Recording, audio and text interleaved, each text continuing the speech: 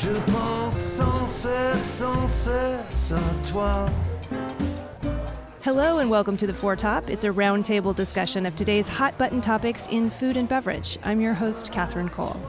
On today's episode, we are joined by three experts in food, nutrition, children, and families, and we will discuss whole food cooking for families, a new concept for empowering kids to cook, and selective eating. And we're not in the studios of OPB today, but rather the offices of Little Sous, that's S-O-U-S, a new company that inspires children to become culinary adventurers. So the first guest I'd like to thank for being here is our host today, the founder of Little Sous, Kelly Montoya. Hi, Kelly. Hi. So excited to be here. Yeah, Thank you. Thanks for joining us. We're also joined by Michelle Smith, cookbook author and food blogger, whose plane literally touched down just minutes ago. So welcome, Michelle. Perfect. Thank you, Catherine. And Dr. Julie O'Toole, founder of Cartini Clinic for Children and Families and the author of Give Food a Chance, a new view on childhood eating disorders. So good to have you here, Dr. Julie O'Toole. Entirely my pleasure, Catherine. So now for our first course, which is selective eating. Every parent knows a kid who is a very picky eater. Most kids grow out of this phase after toddlerhood, but some continue to be very restrictive about what they eat, even into the high school years and beyond. Dr. Julie O'Toole, your book addresses the subject of selective eating, and I've read a blog post of yours about this subject and found it fascinating. What is selective eating, and at what point should parents worry about it? That is a great question. And first I want to say that selective eating was first described by two doctors in London, England, at Great Ormond Street Hospital for Children. And selective eating, as they see it, as we see it, is a condition that's really present from birth or earliest babyhood, whereby a child will only eat a very narrow range of food. And this persists, usually lifelong. And this condition is subject to a great deal of misunderstanding. One of the things that I think is the most difficult to manage about selective eating is that parents falsely blame themselves for it. And grandparents blame parents, and neighbors blame parents, and friends blame parents. And so the parents of a selective eater are often told, well, if you just made him sit at the table until he was done, he would have to eat. He'd eventually become so hungry he would eat outside of his range. But in fact, selective eaters will starve to death rather than eat outside of their range. Wow. Yeah, it's amazing. And I try to tell parents, well, first of all, this is a biological condition. This is not caused by parents not exposing their kids to a wide enough variety of foods or eating the same things at home themselves. Seems to run in families, which is, makes sense for biological conditions, may have something to do with taste receptors in the tongue. And in fact, we're trying to look into that. At Cartini Clinic, we have an IRB-approved proof of concept pilot study whereby we're going to block the bitter receptors in the mouth using a commercial product and see if that allows people who never eat vegetables to eat vegetables. Oh my gosh, that's fascinating. It's totally fascinating. It really is. I need to back you up. Yeah. What does IRB stand for? Oh, I'm sorry. Institutional Review Board. So this is what keeps scientists all over the world on the up and up when they do research with human subjects. You have to have approval from an IRB in order to publish any results that you might get from work with human subjects. And this all arose out of some terrible, basically, crimes of the past, where people were subjected to experimentation without full disclosure of what was going on. I think everybody's heard of those situations.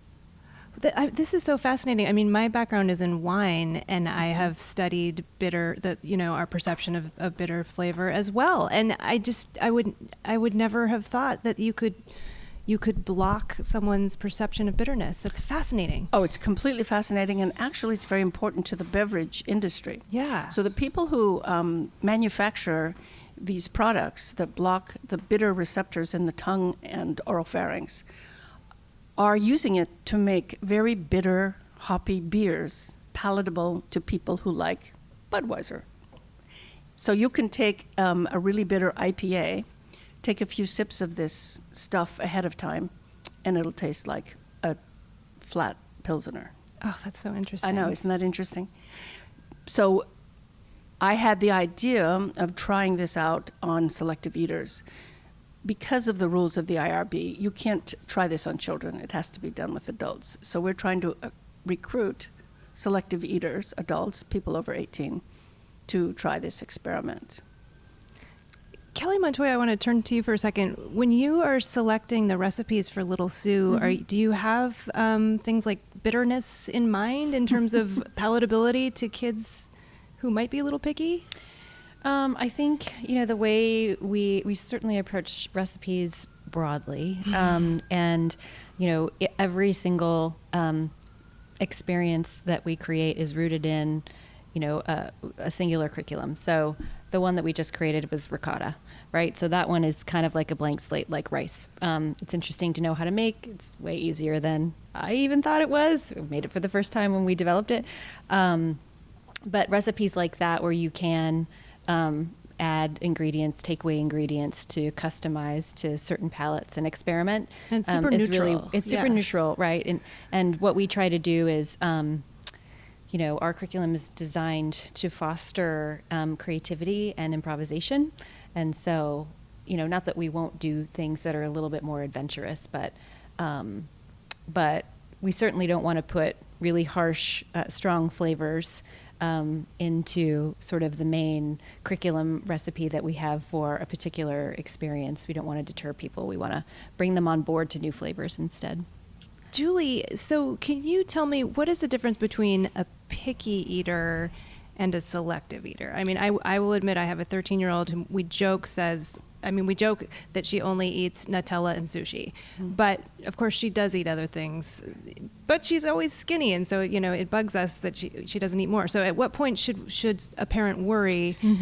I have the same question. Exactly. Yeah. At what point should a parent worry? Well, as parents, we're born to worry. Yeah. So start with that. We always worry. But there's something deeply offensive to our sense of good parenting when your child won't eat. And when all they'll eat is chocolate milk, Cheetos, and chicken nuggets, you can imagine how scary this is for a parent and how embarrassed you would feel for this menu. Mm-hmm. I spend a lot of my time telling parents whose children's growth chart I've reviewed, selective eaters, that they've done a good job considering the hand they've been dealt, and that basically they should be congratulated for their excellent parenting because their child is thriving. So it's important to be able to take your child to a pediatrician or someone who's versed in growth and development and who understands selective eating, and reassure yourself that you're doing the right thing. Because honestly, there's not one darn thing you can do about a selective eater. You can bribe them, you can threaten them, you can stand on your head, you can eat in front of them, you can make them sit at the table until they fall asleep. It won't change. So the most important tool at your disposal is actually the growth chart. If the growth chart is good, everything's good. Back off, worry about something else. If your child's failing to thrive, that's a whole different issue. And that is a medical diagnosis and has to be looked at carefully. What do you think of the Little Sous thought of, introducing some pretty neutral foods like ricotta and having kids, like empowering kids to make them themselves? Is that effective with kids who are struggling with these kinds of things? It's a fabulous idea. It won't affect a selective eater. Oh, no. But it'll probably broaden the palate of other children. And not only that, ricotta is really fun to make. So, I mean, what you're looking for is more than just forcing people down a certain menu track, right? Mm-hmm. You're looking for fun and adventure and something meaningful to do with your children. So I'm super curious about, you talked about it being genetic. What are the commonalities? Are there personality, type commonalities across the board? Like what would be an indicator that it was selective eating versus a picky eater? Well, eating and appetite's really complex, right? It is affected by what we're exposed to. Now, I'm not talking about the selective eater here, but in general, it's children eat with their eyes. They won't eat a pancake, but if it looks like Mickey Mouse, they will, right? So the average child is very affected by the shape, the context, what their friends are eating, all that kind of stuff, the smell, everything, the table. But and so they may be picky in certain ways, like only eat pancakes if they look like Mickey Mouse, or only drink chocolate milk if mom stirred it instead of dad, or whatever. That's picky eating, and that usually develops later and goes through phases and comes and goes and changes and so forth. But selective eating is really tough, and it's tough on the child because they'll go places where they absolutely want to be able to eat like other kids but can't. And you mentioned, Catherine, that you read my blog in which I stated that to imagine, for an average eater to imagine what a selective eater experiences, ask yourself what it would take for you to be induced to eat dog excrement. I mean, really, would you do it? You wouldn't do it. No. No matter how it was dressed up or what people told you or if it was good for your health. Or even, I feel like it's this new trend to eat insects, and we keep seeing video. There's a video of Nicole Kidman just eating all these insects. Just the thought is just horrifying. Horrifying. Yeah. Oh, I've eaten chapulines in Mexico, little grasshoppers, but I do have to admit it's fairly horrifying. Oh, were they covered in chocolate, or were they? No, they were crunchy. They were kind of like a little potato chip, except grasshopper shaped. Yeah. Yummy. Yeah, right, exactly. So the idea of eating dog poop is just not comprehensible to me. So what? Right. But there's another term, food phobia. So what's the difference between a selective eater and a food phobia? And a child with food phobia? Oh, food phobia is a completely different thing. But interestingly, you asked earlier about whether certain personality types or temperament types are more prone. Kelly asked that. Kelly, Yeah. yes, to selective eating. And I can only give you anecdotal experience, my own, and then Dr. Lask, the original describer of selective eating. And we think we've noticed that it is more common in children with autism and in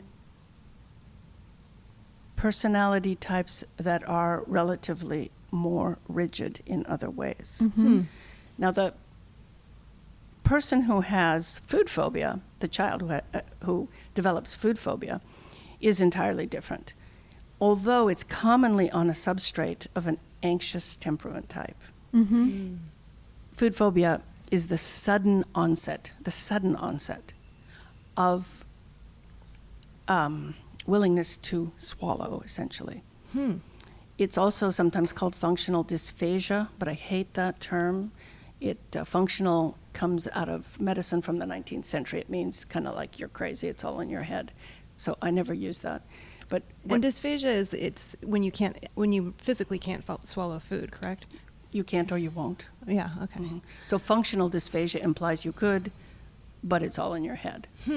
So food phobia happens commonly after a choking incident. So a child might, if it was event related or it's event related.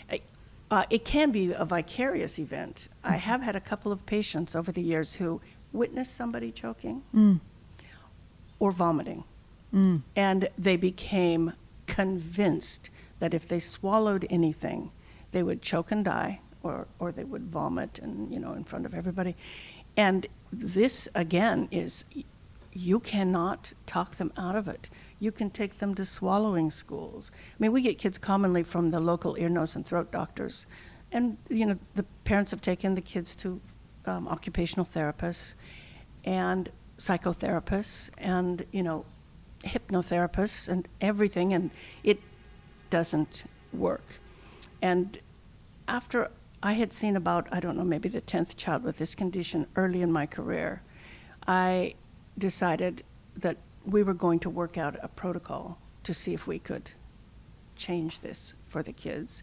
And so we've developed a protocol that I have published in my blogs in the hopes that somebody else will pick it up, because we get a lot of calls from other doctors, what should I do?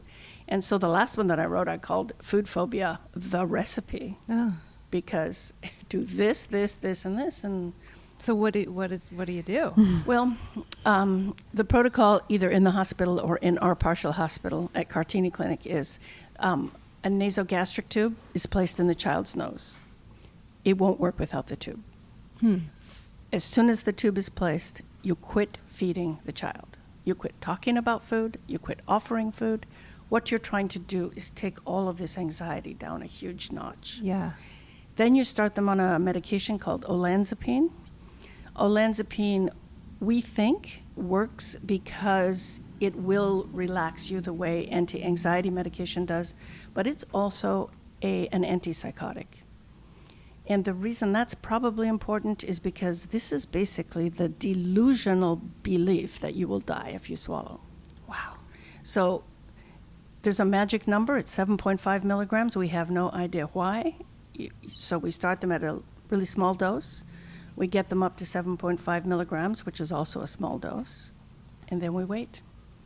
And the kids come in and they play and they read and they talk to the therapists and they play with the other kids. And we wait until we're sure that the child's anxiety has diminished tremendously, that the biological drive to eat, which we all possess, has gotten stronger and stronger.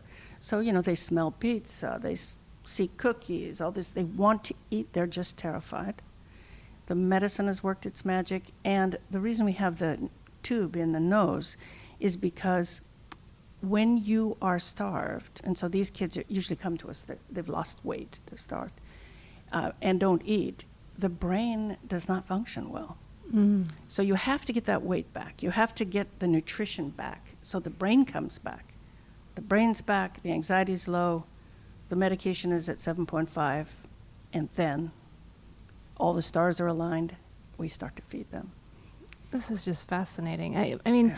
and it's so interesting because food, what Kelly's doing with food and kids, it's this joyous thing that's bringing families together and making them happy. We all need food to survive, and yet it's like a life and death thing for these kids you're working with, Julie. It's just, there's so many ways in which food can affect our lives so profoundly. This is just fascinating. So let's turn to our second course, turning kids into cooks. When I'm in a hurry on weeknights, I have to say I go into robot mode and I just plunk dinner on the table without really thinking about it. I'm not cooking creatively, and my kids are not learning how to cook, and I wish it was more fun for all of us. So Kelly Montoya, please help me out. You are a busy professional, but you've always found time to cook with your daughter, and now you've founded a company that's all about cooking with kids. I'd love to hear what inspired you to start Little Sous and what Little Sous is accomplishing or hoping to accomplish. Sure. It was kind of an accident, and it was something that evolved over time. And that saying, you can't really connect the dots looking forward, you can only connect them looking backward. Full disclosure, I don't cook every evening with my daughter. That does not happen. So I'm so relieved to hear that. Oh my gosh. Me too. Let's just be honest about that. Parents are juggling a lot, right? And when my daughter was born, I was lucky enough. I was a magazine publisher at the time. I had a really hectic lifestyle, and my mom was taking care of my daughter during the day. But even as she, got a little bit older, they go to bed so early, and you get home, and I would, as many of us do as parents who are working and trying to be really great parents, you become a master of efficiency. And so at the time, I didn't have this grand vision about, what I wanted to instill in my daughter. I would come home, and it was really about maximizing the time that I had. So I'd get home, let's say I got home at 5, toddlers go to sleep at 8. And so I had 3 hours, and I had to make the most of that time. And so we had to eat. And so I brought her into the kitchen with me, and as soon as she was old enough to sit up, I put a spatula in her hand, and that just became our quality time together. And And it became the thing to do. And we live in Portland. It rains. You find things to do inside. And it just became a passion for both of us. And it certainly has always been a passion of mine. So I didn't go to culinary school. I'm an enthusiast. I love to cook. We've gotten pretty good at it over the years. It's just a passion of mine. And then when my daughter was in second grade, she needed some help transitioning from picture books to chapter books. And so I got a little creative about it, and I invited her to write a cookbook with me. And as that project progressed, she got very, very excited, and she was really engaged. So I started looking around for material that I could buy for her to inspire her journey. And the books would show up and she would be excited because something came in the mail for her, of course, but she would open them once and then not return to them again. And I was kind of stumped by that. I was like, well, maybe she's not as interested in this as I thought. And I got a book from Food 52 by Mindy Siegel called Cookie Love. And it had a giant picture of a chocolate crinkle cookie on the cover. And she went bananas for it. She brought it to bed with her. She dog-eared all of the things that she wanted to make. And that's what we talked about before she went to bed. And so, long story short, that was how I transitioned her from picture books to chapter books, which was by reading adult cookbooks. And so when I looked at the material that I had bought for her through a bit of a different lens, I realized that what was available for kids or kid-friendly material was really dated and had a lot of the same things in them over and over again. Lots of mac and cheese recipes and brownie recipes and pizza. And we are not here to judge. There's no judgment about those very delicious things. However, she just was more sophisticated in her palate was broader. And, of course, she eats more than those things. And so, I took it a step further and I was like, well, wait a second, what we've sort of labeled as kid-friendly in this country is kind of an oxymoron. And so then I got really fired up about it and took it a step further. And so what we created, this started a couple of years ago. So 2 years later, we've created a company that builds immersive culinary experiences for families. So what we're trying to do is demystify this idea of mealtime. Right now, for busy working parents, it's a box to check. We all freak out. Oh my gosh, we're all rushed. And so, over the years, I've had to come up with little tricks, and I enjoy the challenge. It's not been easy, but I really enjoy the challenge of trying to figure out how I'm going to get her to eat something or try something or open up. We've learned a few things about how to bring kids along as part of the process. So maybe we're not cooking full-fledged meals every single night. Maybe we're making a cheese board, or maybe she's selecting the kind of pasta that we're going to have. It's just about making her part of the decision-making process and part of the making process. And then the second piece of what we're doing is really trying to help kids become creative, confident cooks. And so we have a curriculum that we developed that does just that. It's focused on technique, and it's focused on improvisational methods so that kids can connect not only with the ingredients that they're exposed to, but with their own palates and who they are and their identities, and therefore empowering them, I think, about the entire experience and having a voice in it. That was a really long-winded answer. Well, that was so interesting what you said about the foods we think of as kids' foods in the U.S. are really not friendly to kids. They're not always healthy. Yeah. Mm-hmm. And it's still a lot of processed food. And, one of the things that, and everyone means well, right? So again, not trying to be judgy here, but kids' menus in restaurants are really, really limiting. And they're kind of, after a while, it gets a little tiresome. And, I think that kids just want to have smaller portions of what adults are eating. They are fully capable. And I feel like what we're trying to do is give them a bit more credit than I think the industry gives them, or big food companies are giving them, for their ability to, appreciate a diversity of food choices.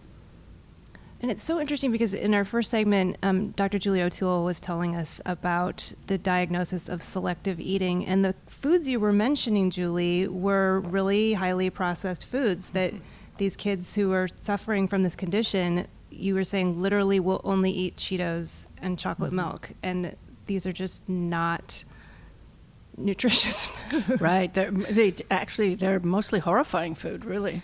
You can imagine how terrible the parents feel about it. Yeah. But they do seem to have a common denominator, which is blandness. Oh, that's interesting. Yeah.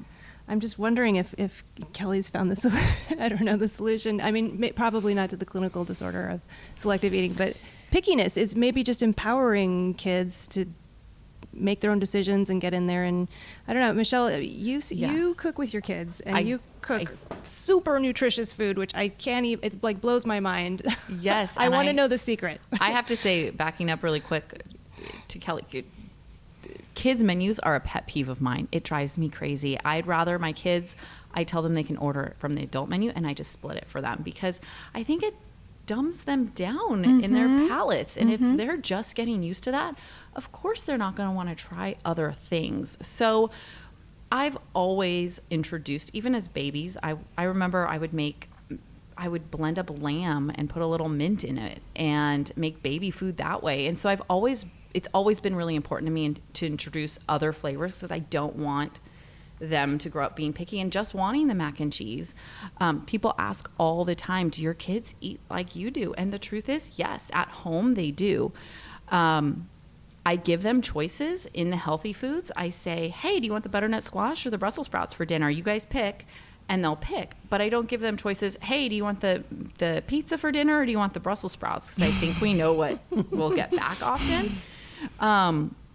But I'm also really cautious to not demonize any foods. I think in society today, growing up as a product of the 80s, when everyone's on a diet and we're talking about all of that, I'm really conscious about demonizing foods and teaching the kids that there is a time and a place to have pizza night, but it's just not an everyday thing for us.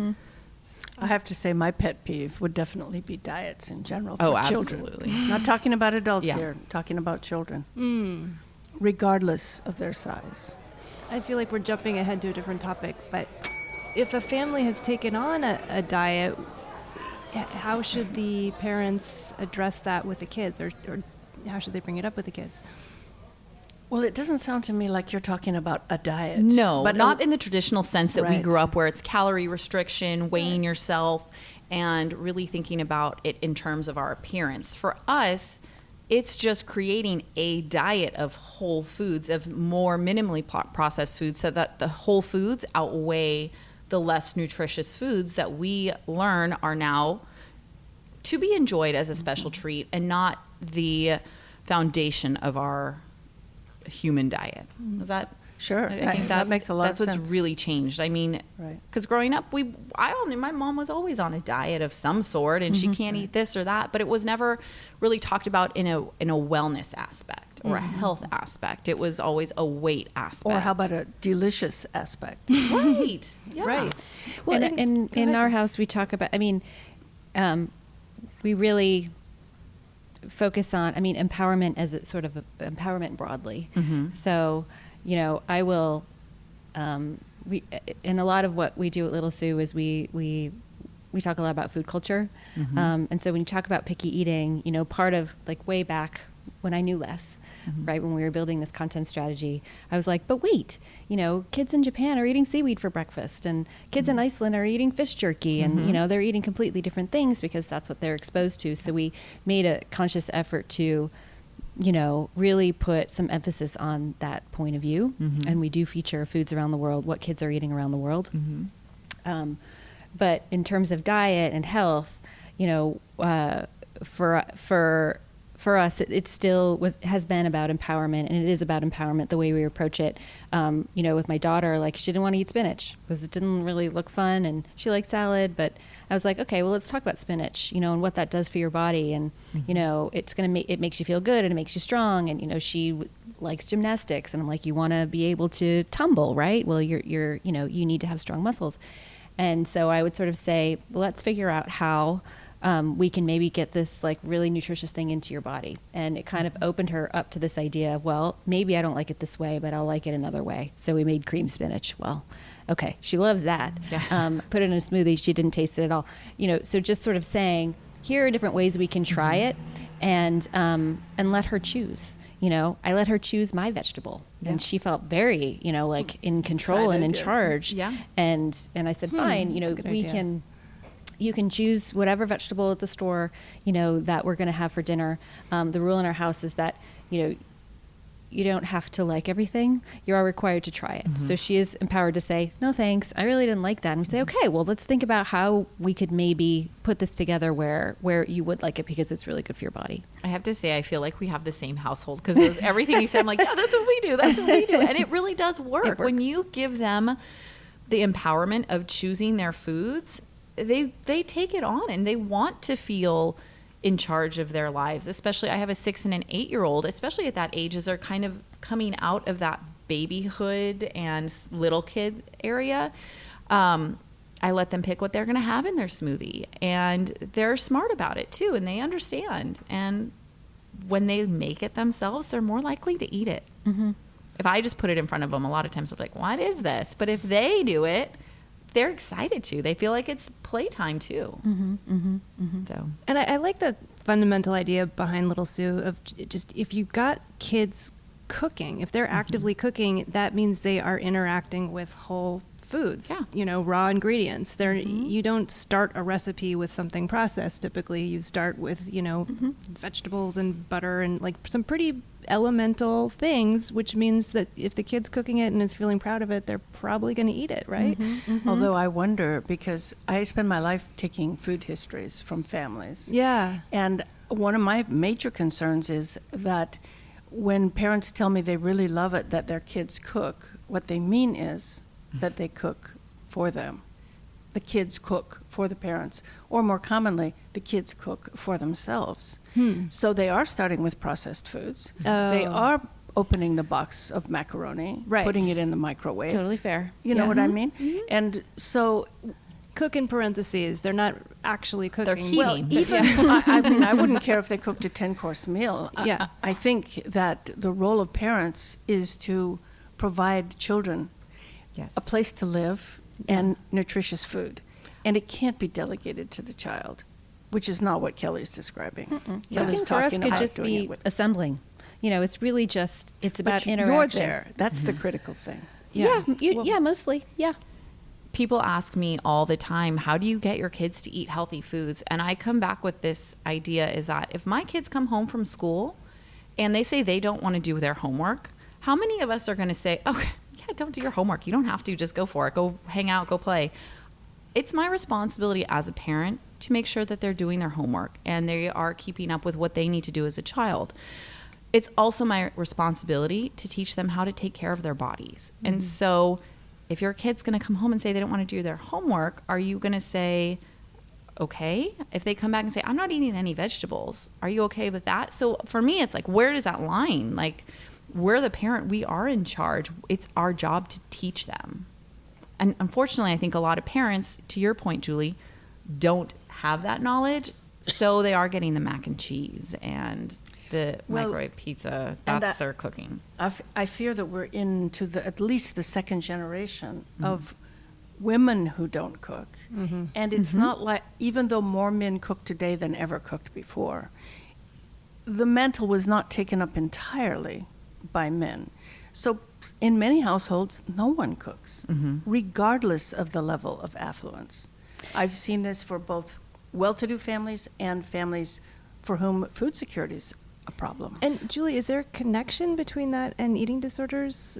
I don't think so. Oh, no, there's eating disorders. I'm trying to tie all our topics together.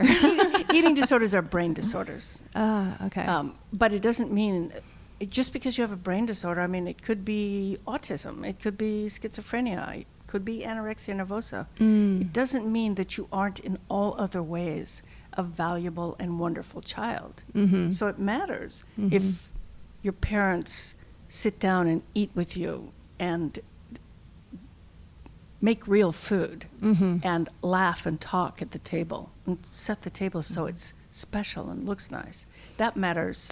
Well, to everybody. And if I could also, I just want to make sure I'm not painting this Pollyanna picture, because sometimes it doesn't, sometimes it's kind of, there's a breakdown, and, or sometimes, someone's not really in the mood. But what I have found is that, if I'm trying to get my daughter to open up about something, if I sat down with her at a table like we are and said, Bryce, what's going on? She is going to be like, nothing, Mom. She'll probably shut down. Course, yeah. But if I'm standing side by side, if I'm sitting next to her with a pot of something or chopping something, or she's kneading a dough or whatever, she opens right up and she tells me what's going on, because it's a lot less intimidating. So that side by side activity, whether it's cooking, whether it's walking, whether it's doing the laundry, driving them to school, has been really powerful, and has been just a way for me to get to know what's happening with her physically, and also what's happening with her emotionally. And the whole idea of, I feel like I'm really interested in what we're talking about in terms of not just picky eating, but selective eating, just because, and how that plays sort of in our thinking, because, it is developmental. I mean, palates are constantly evolving and constantly changing, and that's been part of our process as well, where you don't like arugula right now. You didn't like it, last time you tried it, but that was like 6 months ago. Try it now. Maybe your palate's changed. That's an active dialogue. And so how do you, I guess at what point, we talked a little bit about this, but at what point do you get concerned that it's sort of beyond the scope of what's kind of natural, what would be considered quote unquote normal development? Well, again, the growth chart's your friend. So if they're growing normally, you, I think, can kind of go back to modeling what you want them to do. It isn't necessary to actively insist on teaching them, I think. When I was in my 20s, when I was a young mother, I was a foreign student in Germany, and I hung out with other foreign students, and they were all from Asia. They taught me how to cook, and they always use fresh ingredients like you're describing, Michelle. In fact, because we were all poor students, they were experts at making amazing meals from very little. And everybody ate, nobody gave anybody any choices, and I didn't give my little boy any choices. That was the food that was on the table, but it was eaten together really in a spirit of joy. And I think that's the most critical thing. And I think sometimes we don't give children enough credit. Our school started a garden this year, and doing what I do in food and cooking, they asked me to come and cook and have a demo in the garden for the kids. And they told me what they had grown so far was mustard greens. And they wanted me to cook them up for the kids. And in my mind, even knowing what I know, I'm like, oh, great. These kids, because mustard greens can get bitter. Bitter, yeah. And I'm like, no one is going to eat these sauteed mustard greens with apple cider vinegar.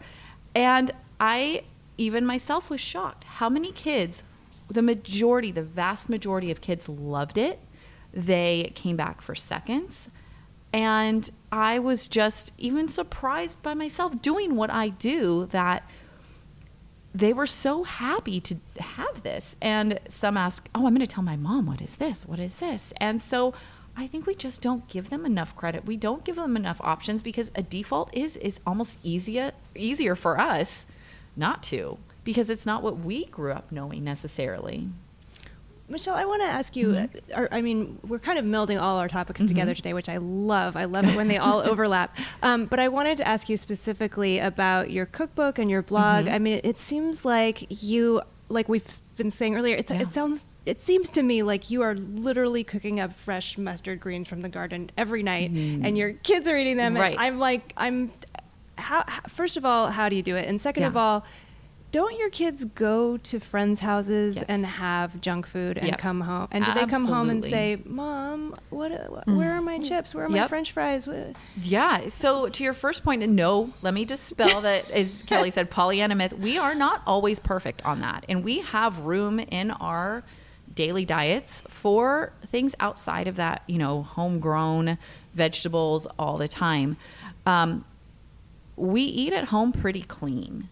But when my kids go to school and they're at birthday parties, I don't care what they do. I want to give them freedom to make their own choices. And like I said, I don't demonize anything. So if they want to go and have that cupcake and that pizza and that soda at that birthday party, I want them to. I want them to be making those choices.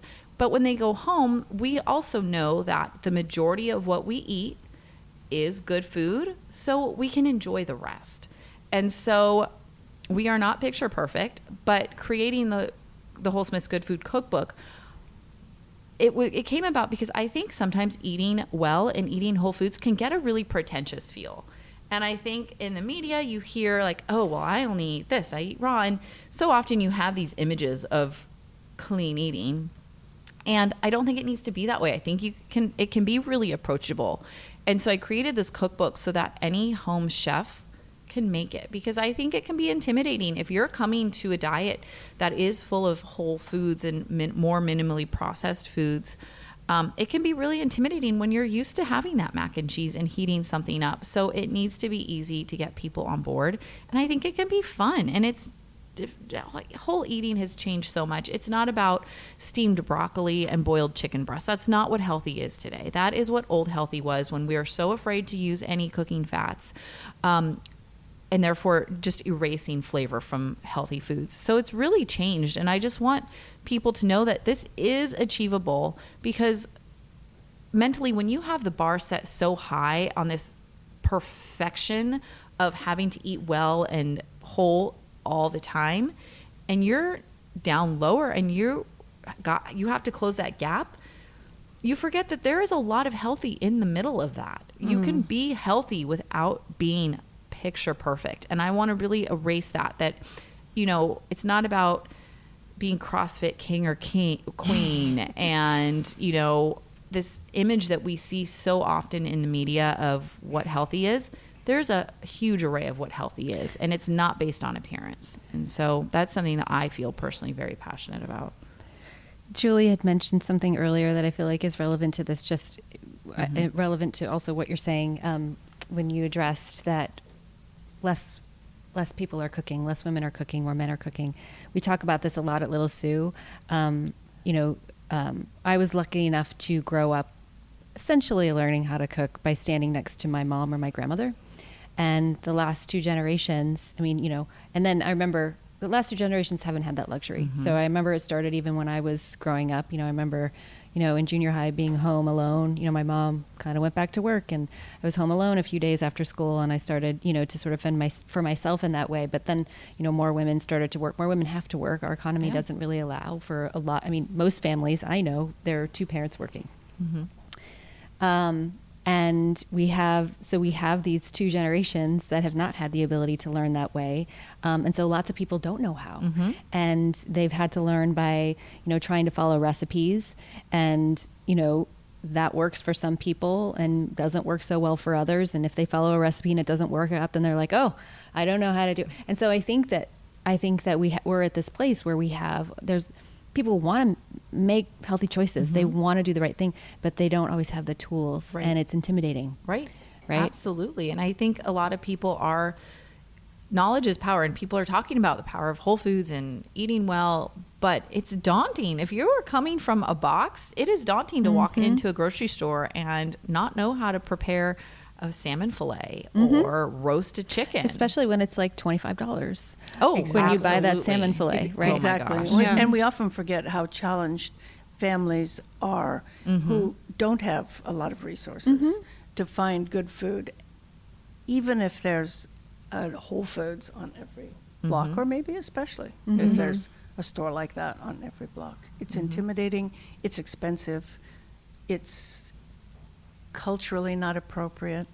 All of those things can be big challenges for some families. But I personally think one of our biggest challenges as a society is that we forget that man does not live by bread alone. And that in fact sometimes eating together in a spirit of joy as a family is more important than what you eat. Yeah, Absolutely. Well, thank you all. We are going to go around now and have a little dessert course in which we each share something food or beverage related that we have been enjoying this week. You guys are going to draw and quarter me and drag me through the streets for what my dessert just came to me as we were talking about being busy and being a working mom and all that kind of thing. I was driving carpool the other day, and my kid asked what we were having for dinner, and I said risotto. And this cute kid in my carpool started describing the recipe for risotto. He said, you get some wine, you get some chicken broth, you get some shallots, and you stir. And I was thinking, oh yeah, yep. And then my daughter said, yeah, but we're going to have Trader Joe's risotto. And I have to say, when you are in a hurry, don't read the ingredient list, but they have a very nice asparagus risotto that you just warm up and your kids are happy and then they can get to soccer on time. Yep. I'm sorry. But we get the same. We it's buy in it my too. freezer. It's in my freezer. I just thought it was so funny that this 10-year-old knew he knew exactly how to make it, and I was not going to. You should have just smiled and not. Oh, okay. Anyway, that's my dessert. Kelly, did you bring a dessert for us today? Yes. So dessert is, and the listeners can't see what I'm holding up, but one of the things I've been talking about a lot this week, as I've been talking about Little Sous, is this knife set from Opinel. So we've partnered with them. They are a French knife company, and I don't know if do you have this? I don't. Oh my gosh, you should have it. So it's if we talk about the barriers to cooking with kids, one of them is, or what perceived barrier is time. Another barrier is inspiration, and safety is the third. The way we look at it, when you're really, really busy, the last thing that you want is your 7-year-old wielding the largest knife that they, of course, want to take. Love it. The Chinese meat cleaver. So Opinel has it's called Le Petit Chef, and it's a real knife. It's not a toy, but it's a knife, and it has a finger guard. So it really is like a trainer, and it creates a safer environment so your child can be with you in the kitchen and you don't have to be freaking out. That is so cool. I love this product. We love this product, and we're excited to be partnering with them. Well, we are giving it away with a year-long subscription. So if you subscribe to Little Sous, you get this. But you can get it, I'm sure you can get it on Amazon. Yeah. I was going to say that's my default answer for Amazon. Get it on Amazon. Yeah. And listeners, you can't see this adorable package, but Opinel is spelled Opinel. I'm sort of looking over the table here if you want to Google it. Thank you. Yeah. Dr. Julie O'Toole, did you bring a dessert item for us? I did. I brought a cookbook from the 50s. Oh, fun. That I gave my daughter many years ago because I was so taken with the very politically incorrect title of Cook, My Darling Daughter. And it was written by a woman named Mildred Knopf of the publishing family for her daughter. And every section of the cookbook, it starts out with a letter from mother to daughter about the ingredients and about how important it is to eat together as a family. And she talks a lot about, does cooking mean love, and what does cooking have to do with love? And do we have a second for me to just read a sentence? It says to her daughter, when you carve at the table. It is the one sure way to conserve the freshness of cooked meat. The family will sit and wait, eager and interested. And, without their knowing it, the children will be absorbing a lesson in family unity and love, and how important this is. Oh, I love that. That's wonderful.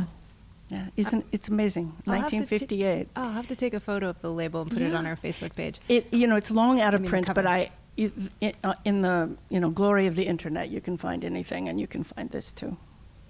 Wonderful. Thank you for sharing that.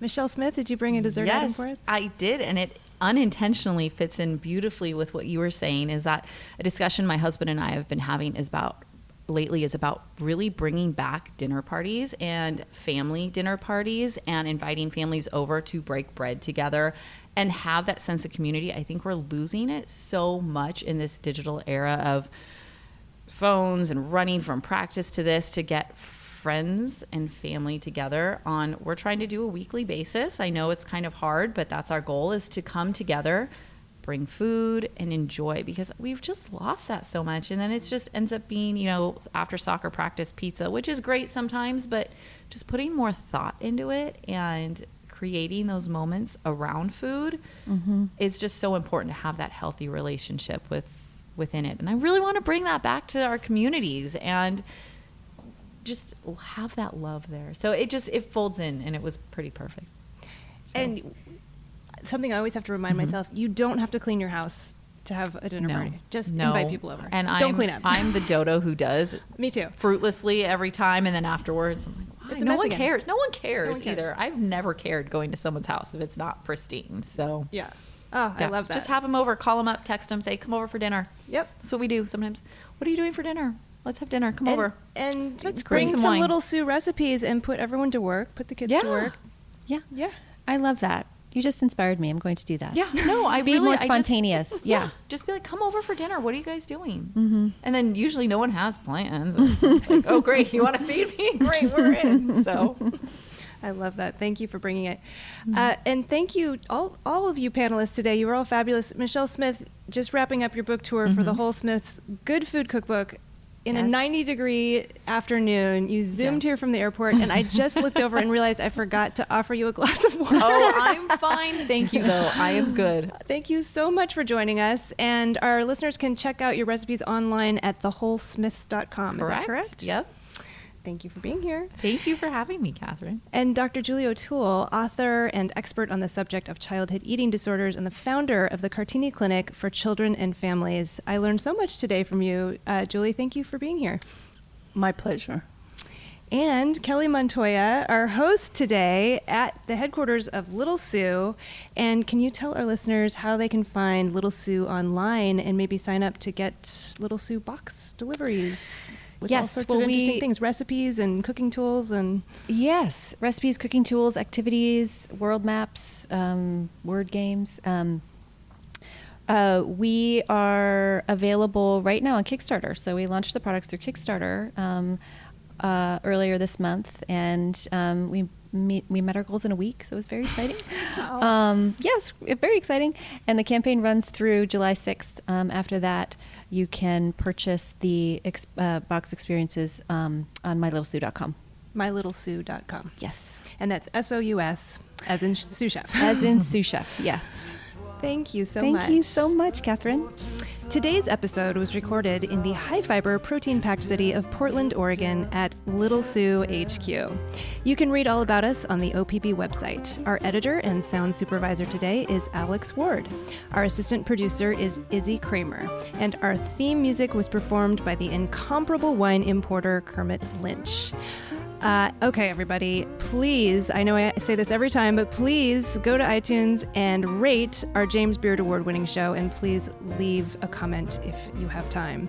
And I would be most honored if you would go to our Facebook page, because not only do we have a survey for all our listeners right now, but you can also check out Izzy Kramer's artwork. She's a talented artist as well as assistant producer, and she's been posting artwork that relates to each of our episodes, so it's kind of fun.